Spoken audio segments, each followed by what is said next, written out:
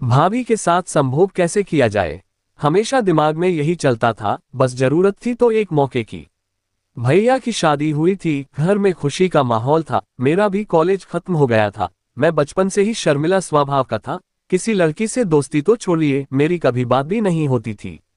लेकिन जब भाभी आई तो वो काफी शरारती थी। हमेशा मजाक करती थी और बोलती, ये बड़े छुपे रुस्तम है, 10 गर्लफ्रेंड होंगी लेकिन शक्ल ऐसी बनाकर रखते हैं कि कोई शक ना करे। समय आने पर सब सामने आएगा। मैं भी धीरे धीरे भाभी से मजाक करने लगा था और ऐसा लगने लगा था कि मैं भाभी को पसंद करने लगा हूँ। एक दिन जनवरी के महीने में मुझे सर्दी हुई। भाभी ने बोला, आप लेट जाए, मैं बाम लगा देती हूँ। भाभी ने मेरे माथे पर बाम लगाया और मेरे शर्ट के बटन खोल के मेरे सीने पर भी बाम लगाया। उस दिन मुझे ऐसा लगा कि भाभी भी वही चाहती है जो मैं चाहता हूँ। ठीक होने के बाद मेरी गंदी नजर भाभी पर पड़ती गई। जब भी वो सामने होती तो मेरी नजर उनके चेहरे पर कम और उनके जिस्म पर ज्यादा होती थी। हर समय मौका देखता कि कभी भाभी का कोई अंग दिख जाए। भाभी भी हंसी मजाक के साथ हमेशा मेरे आसपास रहती थी।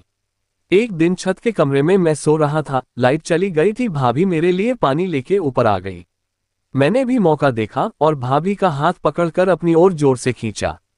भाभी बोली, अरे भैया पागल हो गए हो क्या, गिर गए तो हाथ पैर टूट जाएंगे। जैसे ही भाभी खाट पर बैठी, मैंने अपना होंठ उनके होठों पर रख दिया। भाभी झटके से उठी और मुझे एक जोर का झापड़ मारा। शर्म नहीं आती है, भाभी के साथ ऐसा करते हो? ये तो कहो कोई और नहीं है यहाँ पर, नहीं तो क्या सोचता। आज के बाद मुझसे बात मत करना। ऐसा बोल के भाभी नीचे चली गई और मुझसे दूर दूर रहने लगी। मौका देख के मैंने बोला, अगर आप मुझसे प्यार नहीं करती तो मजाक क्यों करती थी? उस रात मेरे शर्ट का बटन खोल के मेरे सीने पर मालिश क्यों किया? भाभी ने फिर से एक जोरदार थप्पड़ मारा और बोली, शर्म नहीं आती आपको? भाभी और देवर का तो रिश्ता ही हंसी मजाक का होता है। और रही बात मालिश करने की, तो क्या मम्मी होती मेरी जगह तो वो मालिश नहीं करती क्या? भाभी को भाभी माँ ऐसे ही कहा जाता है क्या? आपकी इतनी गंदी सोच होगी, मुझे पता नहीं था। और ये बोलते हुए भाभी वहां से चली गई। उस दिन के बाद मेरी और भाभी की बात लगभग बंद थी।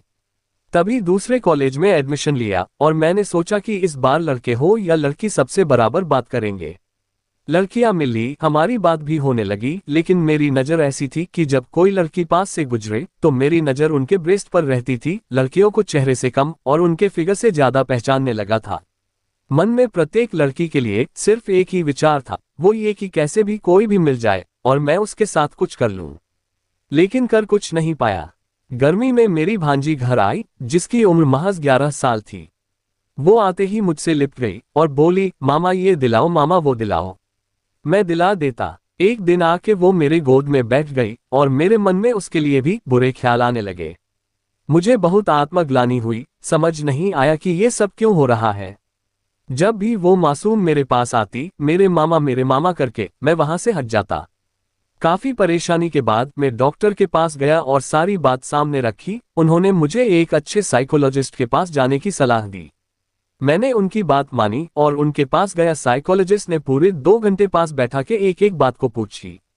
उसके बाद मुझे हर हफ्ते एक सेशन के लिए बुलाते, 2 महीने तक। इस दौरान उन्होंने मुझे किसी भी तरह की कोई दवाई नहीं दी। मैं जाता और वो मुझसे सिर्फ बस करते और बात बात में ना जाने क्या क्या पूछ डाला। 2 महीने बाद उन्होंने बताया कि मेरी ऐसी स्थिति अत्यधिक अश्लील वीडियो देखने से हुई है। हाँ, मैं अश्लील वीडियो देखता था पर कभी इस नजरिए से नहीं देखा। उन्होंने बताया कि ये भारतीय अश्लील वीडियो में भाभी को कुछ ज्यादा हाईलाइट किया जाता है। उनका मुख्य कैरेक्टर एक चरित्रहीन भाभी होती है, इसलिए तुमने अपनी भाभी को भी वैसा ही समझ लिया। दूसरे वाक्यों में उन्होंने बोला कि जब भाभी से तुम्हारी मुराद पूरी नहीं हुई तो तुम दोस्त गर्लफ्रेंड की संभोग वाली फिल्म देखने लगे, जिसकी वजह से कोई भी लड़की तुम्हें सिर्फ संभोग का सामान लगती और तुम उसके निजी अंगों को निहारते। जब तुम्हारी ये इच्छा भी पूरी नहीं हुई तो तुम अपनी भांजी पर ही गंदी नजर रखने लगे। फिर उन्होंने मुझे बोला कि अश्लील फिल्म ना देखे, दिन में 2 बार ध्यान लगाएं और खान सर और विकास दिव्य कीर्ति सर के वीडियो देखें। आज इस बात को हुए 6 महीने हो गए हैं। मैं अपने साथ साथ अपने आसपास के लोगों की बताता हूँ कि ये गंदी फिल्में हमारे दिमाग पर कितना बुरा असर डालती है कि हमें पता भी नहीं चलता। लड़कियों के साथ बलात्कार या बच्चों का कम उम्र में संबंध बनाने का सबसे बड़ा कारण यही है। इस वीडियो में मैंने ये कहानी सुनाई है क्योंकि ज्यादा से ज्यादा लोग इस वीडियो को देखें और ऐसी अश्लील वीडियो से दूर रहें। और कमेंट करके जरूर बताएं, क्या आपके साथ भी ऐसा होता है? क्या गंदी फिल्म की वजह से मन में गंदे ख्याल आते हैं?